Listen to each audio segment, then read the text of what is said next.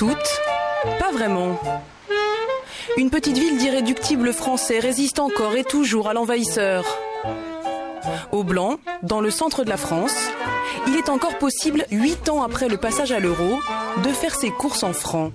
Il y a le 500 Pierre et Marie Curie, le 200 francs, le 100, le 50 et le 20. D'accord. Donc c'est les 5 derniers billets. Les autres ont été éliminés au fur et à mesure des années. Et ils ne sont pas repris par la Banque de France? Non, ils ne sont pas repris par la Banque de France, ni les pièces de monnaie.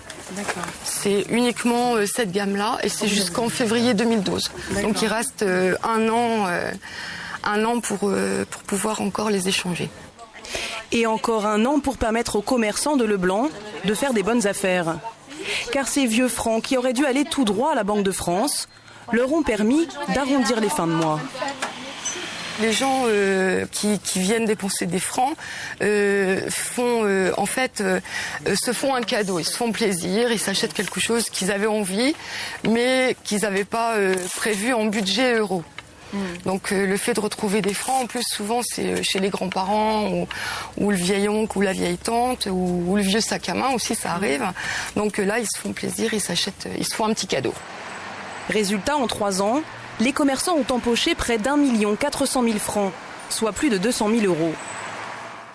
Cet argent, c'est Evelyne Pruvot qui chaque mois va l'échanger à la Banque de France de Limoges. Je vous donne 350. Elle le reconnaît, le franc se fait de plus en plus rare. Mais on vient ici des 4 coins de la France pour faire ses courses. Je crois que j'ai à peu près 20 000 francs, je pense, environ. En combien de temps? Une quinzaine de jours. Ah oui, c'est beaucoup quand même. C'est bien, c'est bien. Mais on arrive au moment des fêtes de Noël aussi, je pense que ça y fait. Les gens savent dans toute la France que l'on reprend les francs, donc viennent passer des week-ends ici. Ah oui? Oui, oui. Les gens viennent de partout.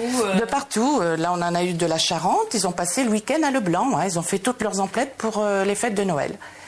Une petite enveloppe qu'ils avaient retrouvée chez une grand-mère. C'est toujours pareil, c'est chez les grands-parents. C'est des petites sommes, mais bon, les unes mises au bout des autres, ça fait des sommes en fait. Des sommes que parfois l'on ne peut pas se permettre de négliger. Et quand les temps sont durs, payer en francs entretient aussi une certaine nostalgie. Je le regrette presque parce que vu la vie, comment elle a augmenté avec l'euro, les gens ils profitent d'augmenter.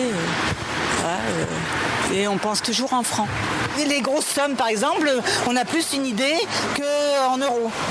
Enfin, pour moi, personnellement, maintenant, voilà. Vous continuez à convertir en francs? Je fais mes comptes en euros et je convertis après en francs.